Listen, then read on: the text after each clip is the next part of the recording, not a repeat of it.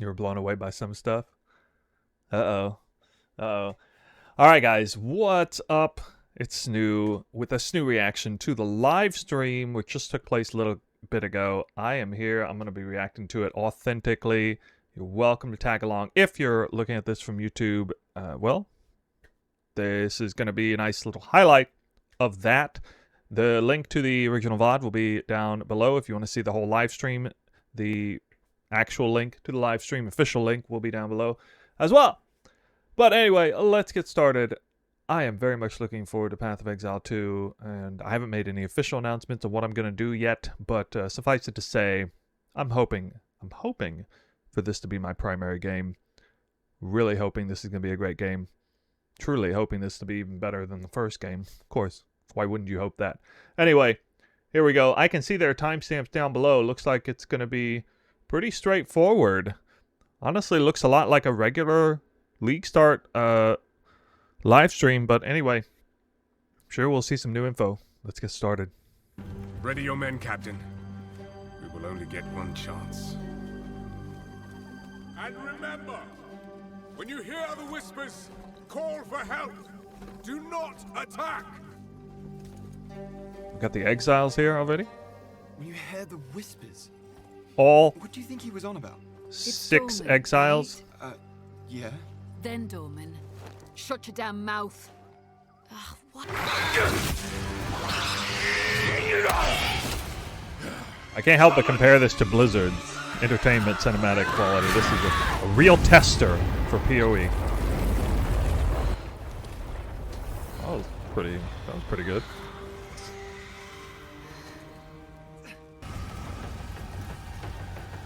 Run.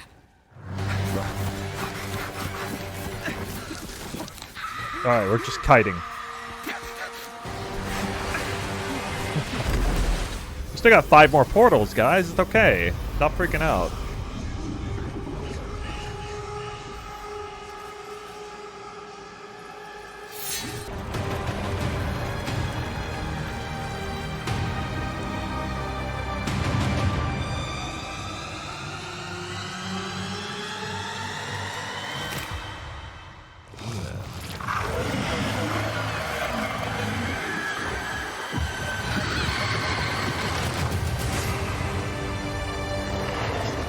Okay.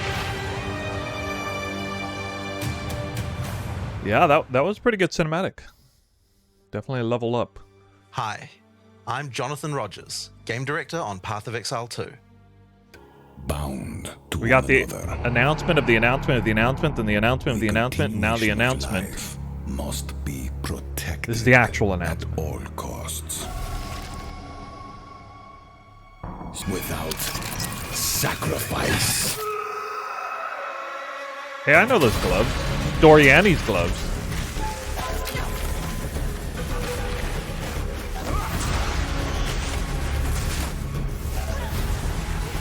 I do really like the health bars above at the top for bigger targets. That's been good. Good implementation.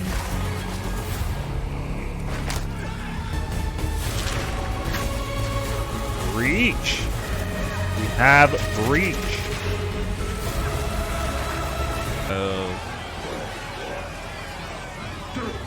Oh, so like, is this the intro cinematic to your Exile? But whichever one you choose is the one that where the hanging messes up, and they get free. Is that? That's kind of inventive, I guess. Way to have an initial cinematic. Yeah, that's cool. I like that. And this is where you Repurposing find yourself similar at the start of cinematography PoE2. too. Really smart. Explore the Development dark standpoint. forests of Ogham. Traverse the barren plains of the Vestist and furious melee fighter. So, when I watched the Monk in the initial playthroughs with, not Jonathan, with Mark played it at ExileCon, it looked the weakest out of pretty much everything that we saw. Although I think it was being displayed in like Act 1 where the others were in later progression. But I still have high hopes for this class. And I've always liked nimble agility users, and obviously normally pick a bow, ascendancy, or a class, but I think I'm going to actually start with Monk in the game. Unless I see something else that really turns me away from it. He dashes in and out of combat and has mechanics that involve. The monk also has powerful combo skills. Tempest Bell, for example, is a skill that places a giant resonating bell. Hitting the bell causes it to ring, dealing damage to all enemies around it. You can also do things like freeze or shock the bell, which will add elemental damage to the strikes. That's actually really cool. If assuming it can be AoE'd, so it would function a lot like Tornado does with Deadeyes and stuff. Chaining. The monk also has a variety. There are 21 active skills for quarterstaves.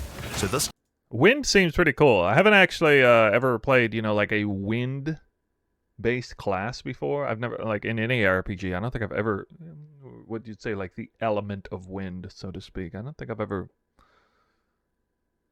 I don't know. Yeah, I don't think I've ever done that.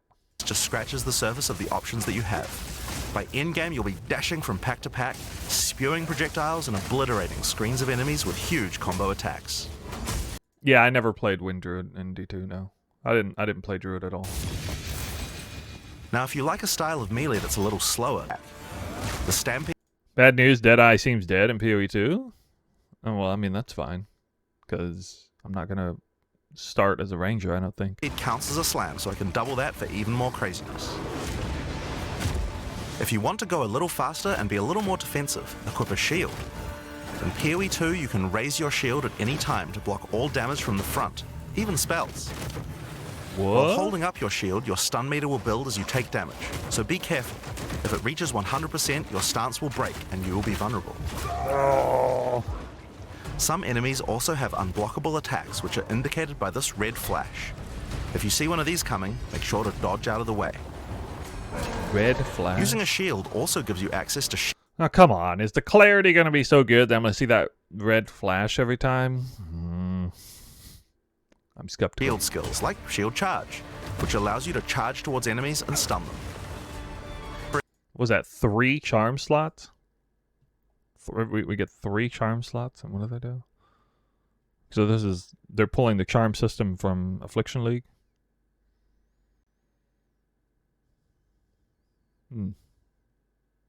Use when you become frozen. Okay. So it's an automatic thing. That's Oring cool. charm. When it's fully charged, it will make you immune to freeze for 3 seconds if you get frozen. To recharge them, just kill more monsters. You can gain more slots for charms by upgrading your belt. Okay. If you want to call in some suppressing fire, you can summon artillery ballistas. These have a minimum range, so you'll want to prepare your position carefully before moving in. Uh-oh. Does that mean the ranger lost artillery ballista totem? Oh no. I wonder for my audience which ascendancies, you should take a poll at some point, which ascendancies are going to be like, what's the order of popularity that you guys are expecting to play? I'm really curious. When they die, so you don't have to worry about resummoning them all the time. Here, I'm using the skill screen to allocate which minions I would like in my horde. You can see the spirit cost of each one. Skeletal warriors are cheap, but weak, useful for tanking damage and distracting enemies. But I want more heavy hitters in my army. Watch Monk be the least popular one, but the one I choose. So I'm going to unsummon some warriors and instead add skeletal arsonists. Like, what should I say? The classes seem even less homogenous than they were in the first game. These ARPGs, a lot of time classes are kind of homogenous in their stats and how they work. But, you know, now we're looking at like things like spirit and stuff, like, so they're just getting completely different. From afar. Oh, okay. I think I remember seeing something about that now. Like, reservation efficiency has been replaced by spirit effectively, right? The elemental skills have everything. The sorceress can also take advantage of powerful trigger gems. For example, you could grab the Cast and Ignite gem and use it with Firestorm. As you ignite enemies, a counter will go up in the top left corner. When it's full, a Firestorm will automatically be cast at the enemy that was ignited. There are 25 active elemental skills. By endgame, you'll be firing off projectiles left and right as you rain down elemental storms on your foes. For example, a poison ranger might want to try out using occult curses to So guys, even though I'm going to plan to go monk, I'm still going to make a bow build. A monk bow build. That's going to be crazy. I'll be firing arrows into my bell instead. increase her poison damage. Or a monk might want to trigger elemental ice walls to use with his glacial cascade combo. The possibilities for cross-class combos are practically unlimited. We're looking forward to what... Instead of being like, dong, dong, it'll be like, ping, ping, ping, ping, ping, ping, ping, ping. That'll be the sound effect. kind of things you guys might find. Now, Path of Exile is a game known for build customization, and we haven't even scratched the surface of what is possible yet. Then simply move the gem over to your high velocity round skill. Generally speaking, if it sounds like a support gem should work with a skill, then it will work. So it's a good idea to like experiment. it should. Note that you Oh no, they still have gem tags, right? You can't be using vague language like that. can only have one of each support gem on your character, so you'll want to think carefully about which supports can be used best with each skill for maximum damage. Ah! So, speaking of builds, let's talk about one of the most iconic Path of Exile systems, the passive skill tree. Yes, it's This is where all the fake ones check out right here. huge. There are over 1,500 nodes on there. Now, a lot of people open the tree No and can masteries, get a though. little intimidated at first, but try not to be scared. There are lots of options, Try but at its not to be core, it's scared, pretty guys. simple. Each level, you get 1 point to put into the tree. Each class starts at a different location, but they all share the same tree. How many Around levels? your section of the tree, you'll find relevant bonuses for your character. You should be safe in the knowledge that there aren't many wrong choices here. Almost all the start Wait, are there... Oh, okay, never mind. I see. Wait, so the monk replaced the assassin. Yeah, that makes sense. I never played the assassin class, too, so it's going to be a new one for me. nodes will be useful for your character in some way. In order to get between these clusters, you will generally have to allocate nodes in the attribute highways. Attribute nodes allow you to pick which attribute you would like to use, so it's very easy to get points for any attribute that your gear might need. You can change which attribute these nodes give you for half price at the respec vendor. That's interesting. So you no longer pigeonholed into certain attributes. It's going to be even easier than ever to do these sort of unorthodox builds.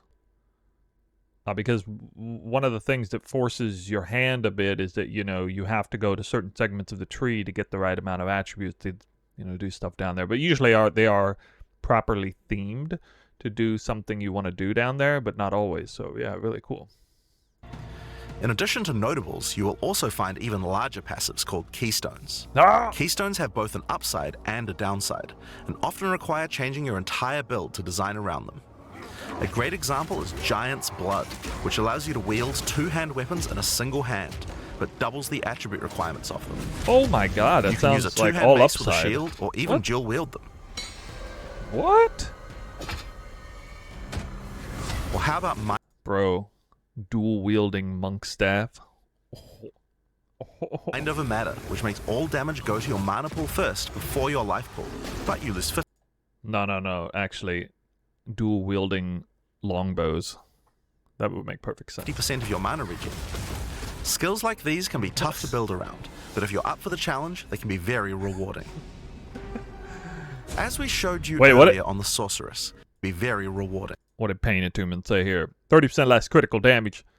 Bonus when on full life. 30% more critical damage when on low life. And then if you're on in between low life and full life, it's regular critical damage. I like that. More critical damage. That's pretty crazy, dude. Low life build? Oh, man. One of the new features in Path of Exile 2's passive tree is that you can choose to have your passive tree change as you switch between weapon sets to take advantage of specific Yes. bonuses on the tree. Who is ready for this new weapon tech swap videos? I'm so gonna crush this content right here. I'm absolutely gonna crush this part of the content. Like on YouTube or whatever. I'm gonna make so many videos for this. For the Sorceress, you might want to change between fire and lightning specialization. You know what I want to play? I want to play. I wish we had this in this game. Imagine if we had like what we call Yabusame in Japanese, horse archer samurai, and basically you're an archer at range, and then when you get knocked off your horse, you turn into a full-blown samurai with swords. Dude, imagine if you had something like that. Like at range, you're like firing bows, and then when you get in melee, you just swap over some crazy, melee weapon.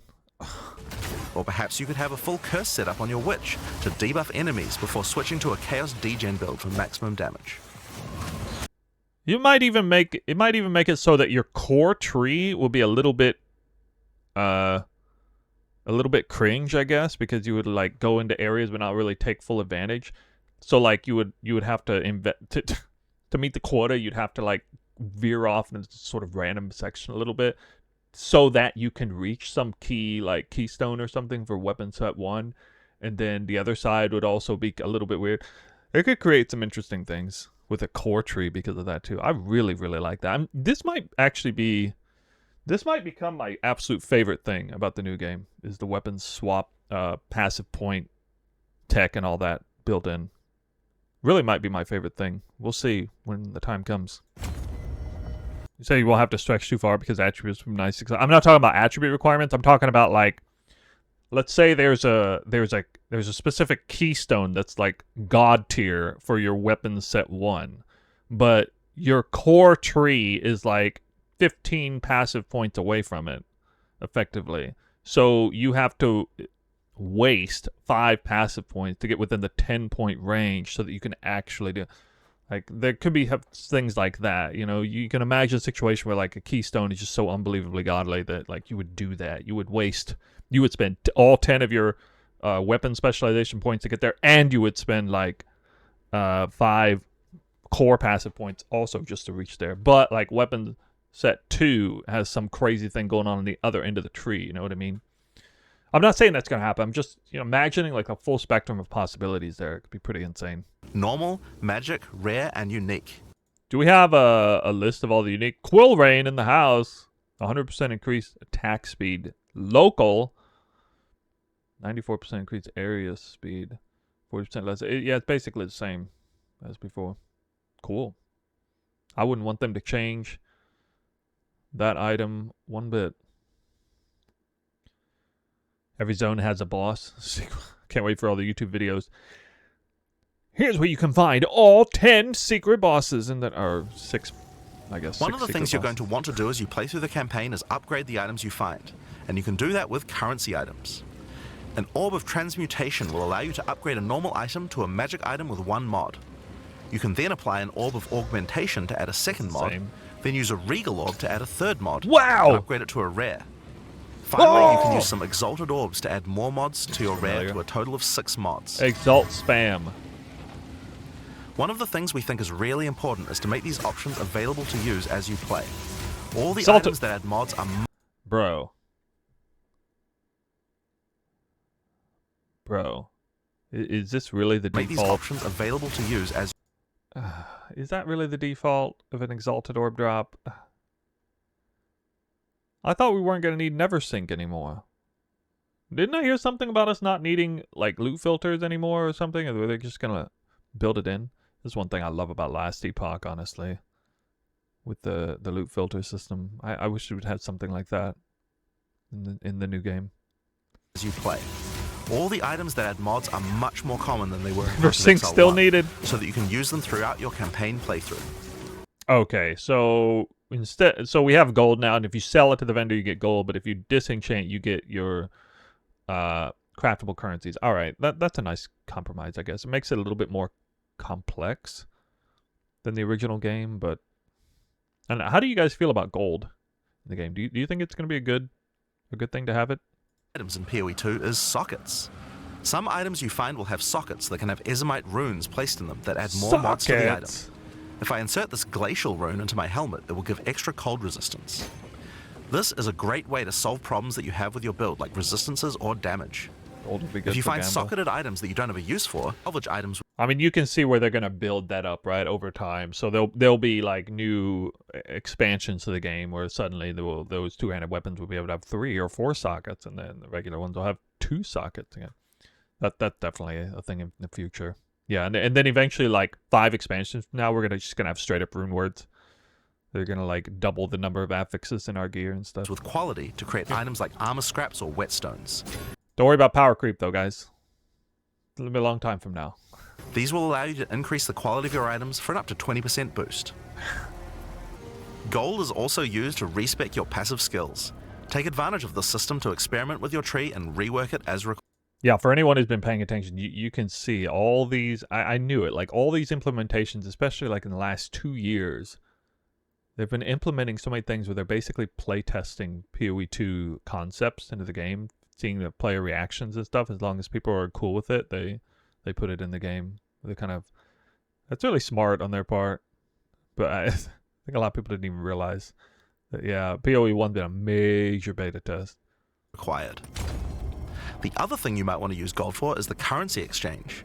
This allows you to exchange currency items with other players on an open market in exchange for a small gold fee.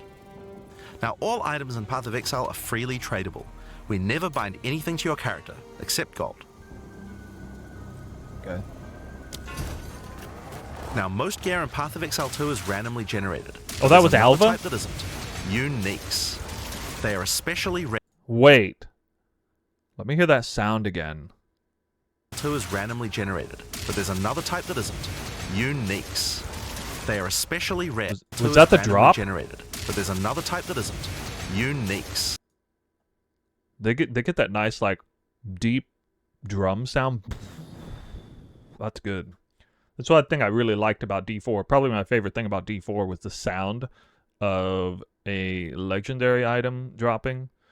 It had an amazing sound to it. I wish we had it in PoE. You could obviously put it over the loop filter, but it definitely needed an improvement in the sounds of those big drops. Nice. I wonder what a Mirror of Calandra sounds like. Are we going to get to see in this playtest? Then I can drop a Mirror of Calandra in the playtest. These boots matter. Movement speed is going to be super premium in this game. Gain up to 40% increased movement speed at random when hit. When hit. Oh, okay. Build. They're not just better rare items. They can do much stranger things that can fundamentally change your character. Corpse Until hit again? Like, indefinitely? Okay. Wade will make any corpses you run through explode into clouds of poison. Campaign is Ascension. Starting in Act 2, you will come across Ascension trials. Tests that you must complete to unlock your Ascension class. Oh no! The trials are still here! We'll explain these trials soon, but first let's take a look at what Ascending can do for your character. Each class has access to 3 Ascendancy classes, but at the start of early access, only 2 per class will be available. Ascendancy classes are unique to each character class, so choose wisely. They can What the hell? Chaos Monk over here? They didn't say Chaos was a... They said it was lightning, wind, and ice. for more damage. And going deeper Wait, into the where- tree, you can make Where'd they get that idea from? Stacking shocks. Where have I heard that something like that before? all your damage types apply shock. Make a shock build from any skill. Alternatively, you could become a chronomancer and command time itself. What? She literally has the ability to stop time with time freeze. Bro, what? Take advantage of stunned enemies to deal 40% more damage. Every game I've ever played where it's like this, more damage. This is such a Diablo 2 thing. Do more damage while X, Y, Z. I've yet to see a game really implement this in a really smart, intelligent way. I hope this kind of thing works well. It always seems totally imbalanced. These sort of conditional CC damage multipliers and stuff. As a ranger, you might choose to be a Deadeye, an expert markswoman who can take down foes with style. Why is she suffering from hypothermia in this picture? What? With endless munitions, every attack ends in Skill fires an additional projectile. Wow. Why'd you just come out and say it? We nerfed the shit out of this Ascendancy. extra projectile. With gathering winds, she gains a small increase to movement speed. What does it say? Gain tailwind on skill used. Okay. Lose all tailwind when hit. Wow. So you get... You're forced to take windward without the upside. What? with every attack. But be careful, she loses them when getting hit. Nice. With Eagle Eye, Actually, I kind of like that, though. I like the idea of the Deadeye like having to like super prioritize never getting hit. I do like that idea. She will never miss, allowing you to stop wasting all those passive points on accuracy. Oh, that's interesting. At distance. What is that? Oh, okay. It should just say when not nearby. Very, very, very good. Very clear instruction. Alternatively, you could become a Pathfinder, the master of flasks and poison. Ooh. She can choose from one of several throwable concoctions, allowing her to spend her flask The portrait's off the screen. I can't even see. The stuff on the right, you can't even see. charges to throw explosive bottles that deal various types of damage. A bleeding concoction will make your enemies bleed, while a fulminating one can shock your... It's a different game. It's very powerful. If you're good, you won't be getting hit. I actually really like the idea of, you know, let's say, for example, the game is balanced so that, you know, you are the strongest character in Ascendancy in the whole freaking game if you never get hit. I kind of like that, actually. your enemies, allowing you to do extra damage. Contagious contamination allows her to spread poisons between her foes, while overwhelming toxicity doubles the number of... Whoa, that was badass. Sort of back spin flip? What? allowing you to do extra damage. Look at that. Contagious contamination allows her to spread poisons between her foes, while overwhelming toxicity doubles the number of stacks they can be infected by. Running a I feel like it's an unnecessarily high jump, though. It's so unrealistic how high she jumps there. You don't need that. assault allows her to move much more quickly while firing. A monk who is in tune with the elements. All right, here we go. This is the one I want to see. I'm planning to play Monk prematurely without even knowing anything else. Might become an invoker. With elemental expression, the invoker will create waves of elemental power each time he does a critical strike. With faith as a choice, you gain the ability to meditate, allowing you to double your energy shield. Choose between I am the blizzard or I am the thunder to specialize. I don't like something I meditate. Just sit there and stand and do nothing. Gain 10% damage is extra cooldown. I like gaining more damage, though.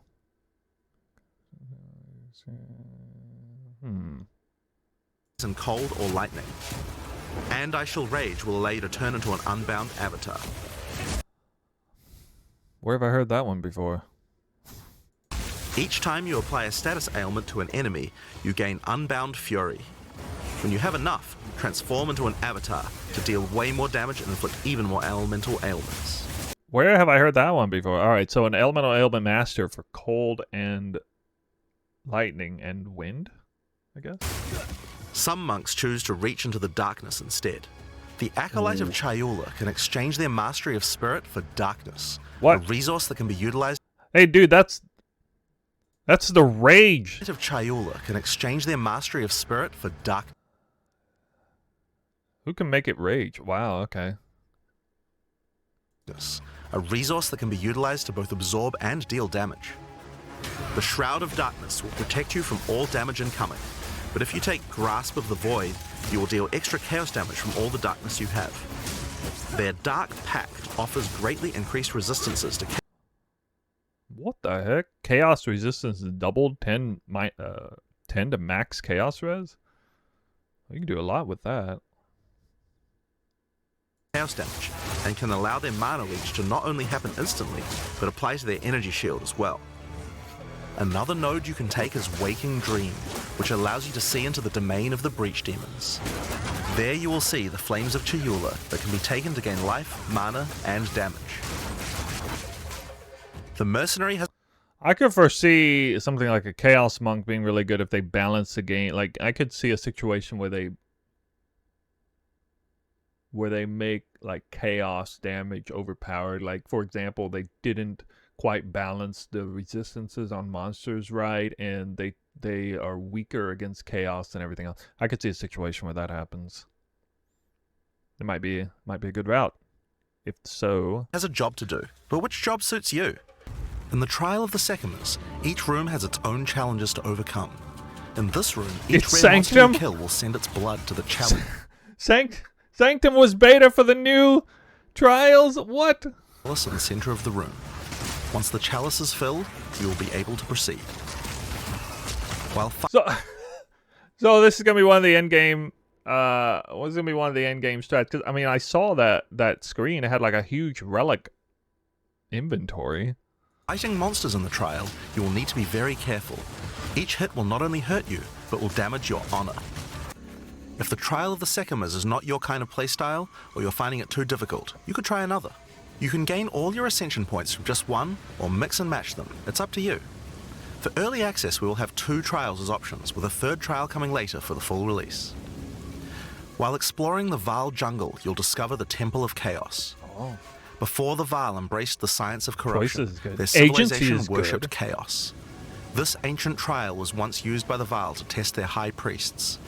A high priest of the Vaal must show willingness to risk everything to gain power. Trial is in the Entry to the trial requires Vaal a token temple? from a strange entity known only as the Trial Master. For Oh, those in this. which he sees potential, he shall inscribe an ultimatum. Many have attempted these trials in search of greatness. Most have perished. Will you be able to defy the odds? Before you begin each chamber, the Trial Master will offer you a reward and a choice. Choose one of 3 tribulations to affect you through the rest of the trial. Well, I definitely like Ultimatum more than Sanctum. I'm guessing this is like faster but more dangerous, maybe. And maybe like less rewarding in terms of chests or something. Might be the case. Because, you know, people are going to complain about trials, whatever, but at least, you know, you can refute it and say, whoa, at least you got a choice. Different, the lesser of 2 evils. As you enter the room, the Trial Master will fill it with hazards to test your commitment.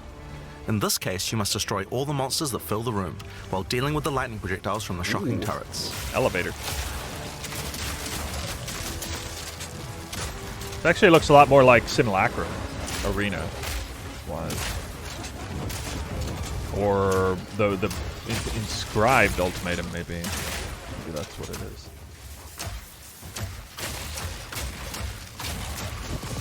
I think PoE1 will be dead in a year after PoE2.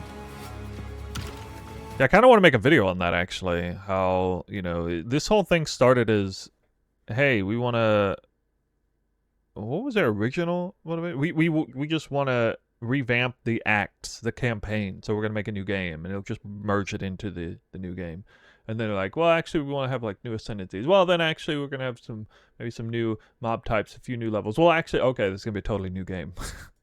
23, 65. Oh, okay, yeah, kind of the same.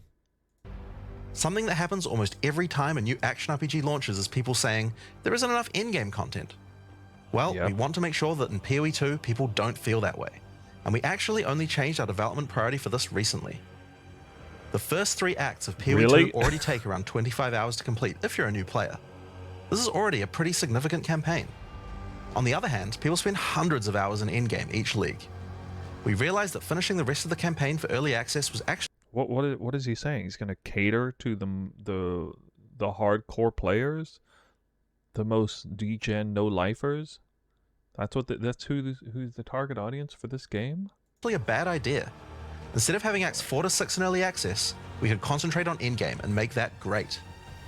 For new players, a 25-hour campaign is already a huge game with lots of content. It's a good excuse. But for existing action To RPG not do players, Acts what you 4 mostly through care 6. about is all the endgame challenges to overcome.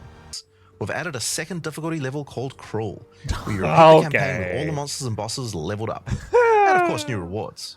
Okay. You can kind of think of it as like a new Oh my god, I feel like this is such a cheap shot at Diablo. What? game plus.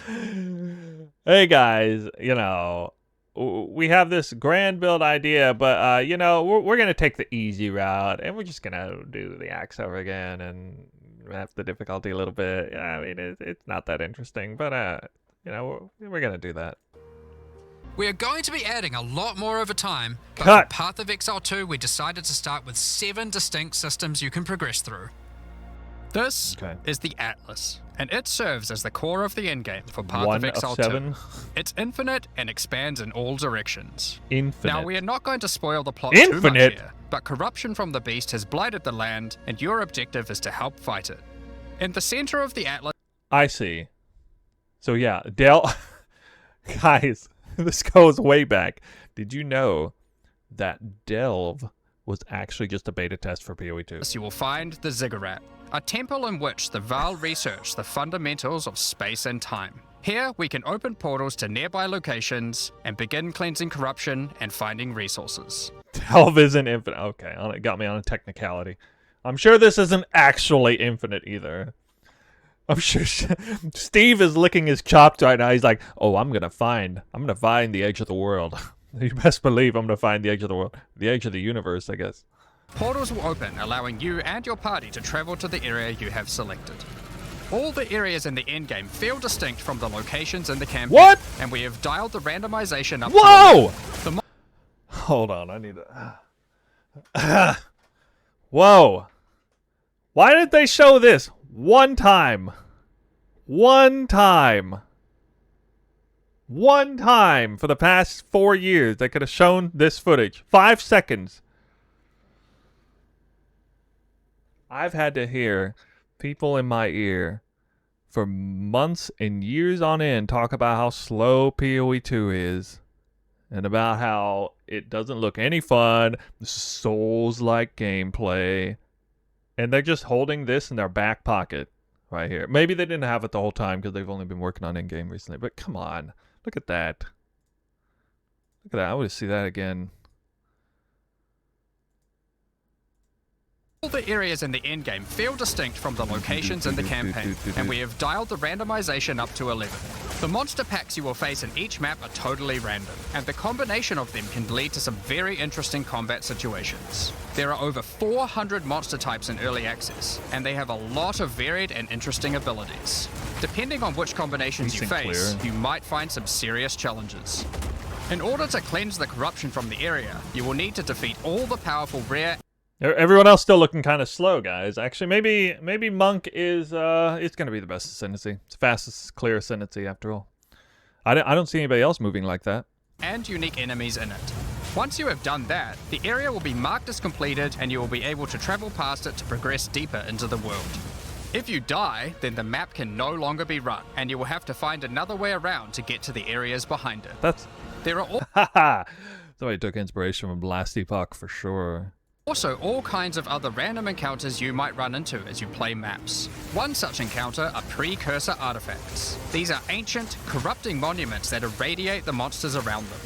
Monsters lie in wait to attack you the moment you open it, and the boxes often have mechanisms to unleash powerful spells or I mean, I would have been in absolute disbelief if they didn't put Strongbox in the game. It's too good. It's such a simple, great mechanic. You can't not have Strongbox in the game. Dangerous debuffs. There are different types of strongboxes containing different items, and you can even use your currency items to craft them on the fly, so you can optimize the content. But be careful of opening one you can't handle.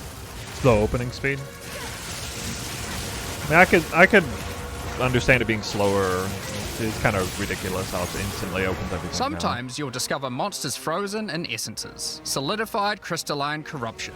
These dangerous monsters can be broken free. Slow boxes. If you defeat them, the essence they drop can be used to upgrade normal items to magic items with a guarantee. That's literally an invulnerability shrine. Somebody just said they don't want the invulnerability shrine. You can see it.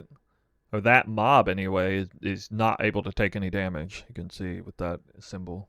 Maybe that's not a shrine. It's just a affix or something. Since they drop can be used to upgrade normal items to magic items with a guaranteed mod from a category. So, okay, interesting systems. You have 6 portals to get loot, which means that, like, at the end game, that's what's going to be important. But as for the sake of progressing the Atlas, you only have 1 portal. I kind of like that. I like the fact that you're rewarded for not losing any portals. It will definitely put a bigger premium on survivability in life, which I think is a good thing for the game. 35% movement speed boot. There it is. Rarely, essences will also drop that allow you to upgrade magics to rares, adding the guaranteed mod. That might be rough because I die a lot in 15, 16 maps. Well, you're going to play a different game, and you're going to play it differently. And you'll like it. This is incredibly... God forbid we go a little bit less heavy on the offense and a little bit more on the defense, guys. Powerful, since it allows you to get a second deterministic mod in your crafting projects. Combining these with the currencies that are commonly found in Rayclast for modifying They keep slamming items, exalts. Are they like common now? A very now? nice pair of boots indeed. Waystones, like all items, can also be crafted using your currency items. Adding prefix mods will improve the rewards, while suffix mods increase danger. Oh. The more dangerous a map is, the more waystones will drop. Adding mods 10 to 100 times as common? That must be in like the Q&A then. What in the hell? to your waystones is key to progressing. Wait, what about divine orbs? to higher tiers and sustaining them, but it will require you to take on larger challenges. As you cleanse corruption from higher and higher tiers of the Atlas, you will gain points that you can spend in the Atlas tree. This tree allows you to juice the danger and rewards of all areas in the endgame. Infinitely? You could increase the number of monsters, the number of rares, the number of precursor artifacts or strongboxes, even the quantity of item drops. You might find unique maps like Untainted Paradise, an undisturbed island full of beasts that give an extreme amount of experience. Let's check his XP bar. You may even find a lonely man just enjoying his retirement who will give you a unique item for free. In addition, you can find special areas that would make a good spot to set up camp. Clear these areas of their hostile inhabitants, and you'll be able to claim them as your own hideout. I didn't foresee this coming. I had no idea we were going to have like an infinite delve-like Atlas. That is really something. With so many different little mini like aspects to it. The Atlas completion strategy is going to be like, whoa, now. It's going to be so hard to, you know, figure out the min-max on it. It's going to take us forever. Exciting. You can decorate your hideout as you see fit and invite various NPCs to join you there to create your own personal base of operations. There is no Atlas completion. Right. So, but there's going to be, what I mean in place of that is a strategy that is best suited for like getting to the end game, key aspects of the end game so you can farm currency, you know, quickly. You know what I mean? Like, there will be some sort of benchmark to go for, and it'll be interesting to see all the different strategies and all different viable ways to do that. If you do choose to hunt bosses, though, then you will be rewarded with special points for the boss hunting section of the Atlas skill tree. The points here will allow you to specialize in boss killing, giving you much greater rewards for defeating them. For each different type of content in the endgame, we are adding specialized trees in order to make it so you don't feel the need to respec your bosses points are still when gonna you have to change map a between lot, different maybe. types of content. We will be showing you 7 of these by the end of this presentation, so there is still a lot more to come. Bosses are not the only icon you will see on the Atlas. Let's take a... Isn't it crazy that they still have like, they not only do we have the full-blown passive tree, not only do we have the full-blown Atlas tree, we have like, in the case of the Atlas concept and tree and everything, it's like massively expanded upon. Like beyond that of a normal PoE1 expansion. It's like 5 PoE expansions worth of added content. I'm just trying to like conceptualize all of this together. It seems like it's such an outrageous amount of added stuff.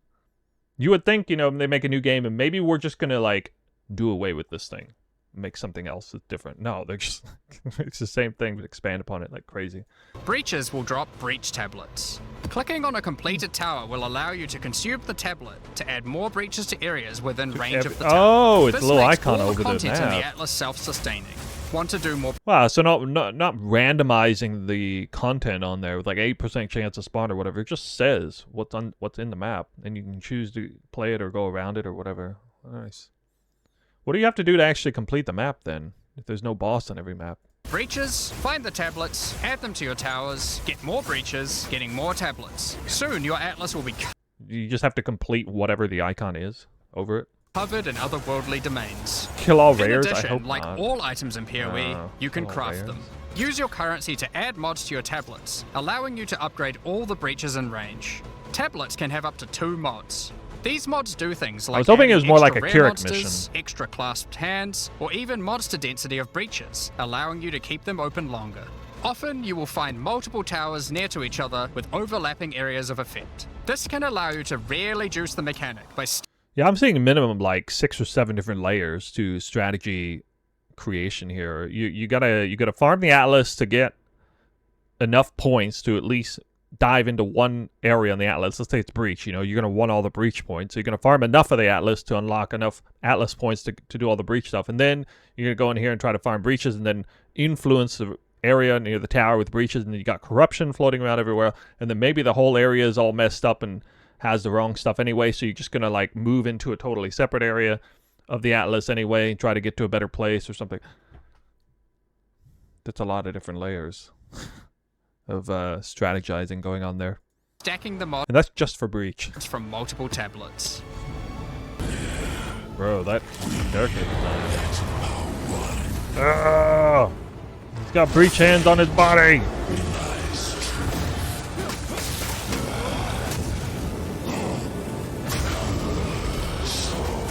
I wonder to what extent this is an endgame encounter, though. It's not really an endgame encounter right now in PoE1.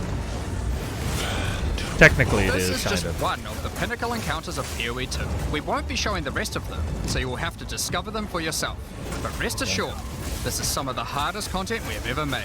Alright, All these well, encounters you have answered my specific uniques that can only be found from them. But that's not all.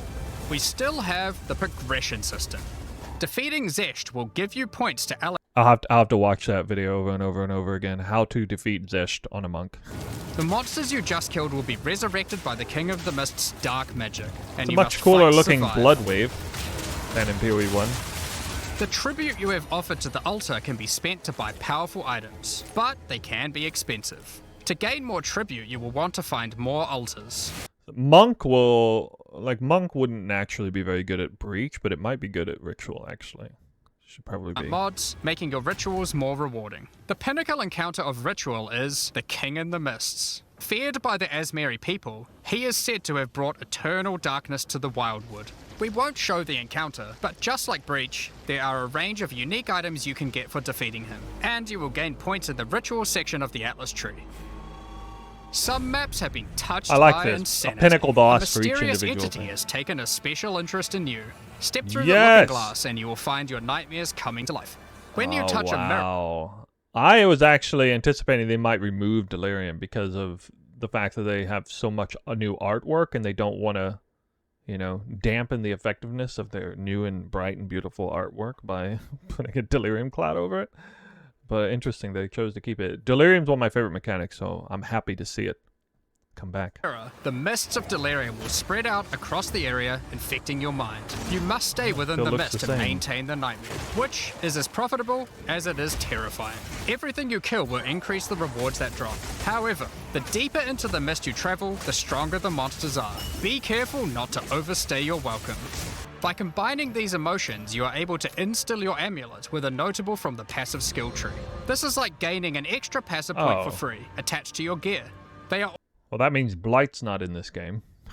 maps. The tablets you can I find bought from a Blight Delirium tab, can be used to Zach. further improve it. You're right. Increase pack size, make the fog dissipate slower, or improve your progress towards the pinnacle encounter of Delirium. Speaking of which, every now and then you will find simulacrum splinters. The mysterious entity will create strange encounters based on warped versions of your own memories. I really like what I'm seeing here, a consolidation of many League mechanics. I mean, it's too overblown, too much stuff going on already in the first game for like newer players. This is, you can see how they're consolidating all. We're going to put the pinnacle bosses into the League mechanics. We're going to combine different League mechanics, you know, the reward from one League mechanic and put it in another League mechanic and then remove the other League mechanic, that sort of thing. I think this, I really like this. I think it's going to make for a really nice start of a game that has a lot going on, but still has room to grow. I'm a little bit afraid that they got too much going on with this Atlas, though. My God. Monsters This is the start of the game with an Atlas like this. Yeah, not my favorite mechanic, but it's okay. And I thought this was a really well-implemented mechanic. I think this is one of the best League mechanics they ever implemented. Like, just the way it's designed and stuff. It's not my absolute favorite, but it's really well done. I actually don't really care about the vendor stuff, but I just mean like the way the dynamite works and all that. 4 in-game. Breach, Ritual, Delirium, and Expedition. Okay. No Wildwood. Damn. In order to push further into the trial and uncover the secrets of the Maraketh, you will want to take advantage of its progression system, Relics. Relics are items that can be placed in There's the relic almost altar no as way you I'm gonna start the do trial. this system. They give special bonuses that affect the trial, making it easier and increasing its rewards. Of course, you can craft these with your currency items, making them even stronger. If you can complete the entire trial overcoming all 4 floors, Craft your the relics, final boss will reward you with one of many unique relics. These relics will be consumed when used on your next run, but can reward you with unique and powerful items. For example, this is the Last Flame. If you use it, you will have only 1 honor for the entire trial. Do we get So you original will need sin to in the do a base game? completely hitless run. Vial orbs also have the ability to add a socket, allowing you to bypass the normal restriction of how many sockets an item can have. A body armor could get up to 3 sockets this way, allowing for a significant number With of enchantments? mods. Vial orbs can even modify uniques. Adding okay, enchantments they read as or sockets to enchantments. uniques can make them incredibly powerful, but there is a good chance that you will break them as well. Damn. The Trial Master will also occasionally offer you soul cores. Originally formed by Chaos, the Well, they say Val orbs are specific to the Trial Master stuff.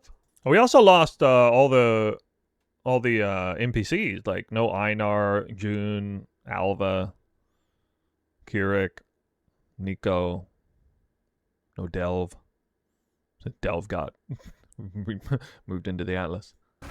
Like all endgame content, there is of course a pinnacle boss. The final chamber will drop keys to this mysterious door. Some say this is where the Trial Master himself resides. Perhaps you are willing to take the risk to find out. Had enough yet? Because there is still just one more thing. The most difficult content in Path of Exile 2. While mapping, you might come across this fortress that has emerged from underground. We aren't going to spoil it as we can't wait to see you guys attempt it for the first time. But is there a tree you get points in after killing it?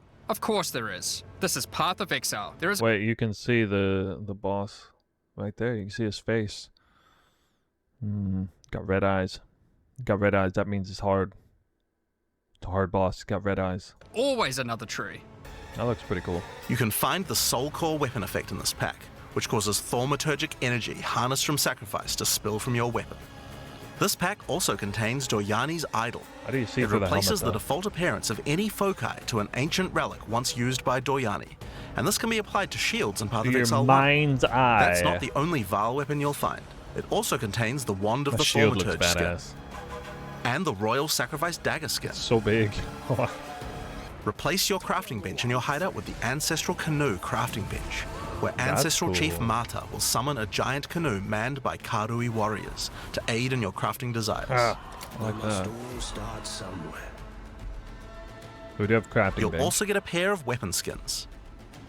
Equip Akoya's Felling Axe We get skin ping pong to your paddle one-hand weapon or two-handed skin. axes, or Tukohama's Crusher to your one-handed or two-handed maces. Yeah, there's a crafting bench, apparently. A true Karui warlord is always accompanied by their trusty Kiwi.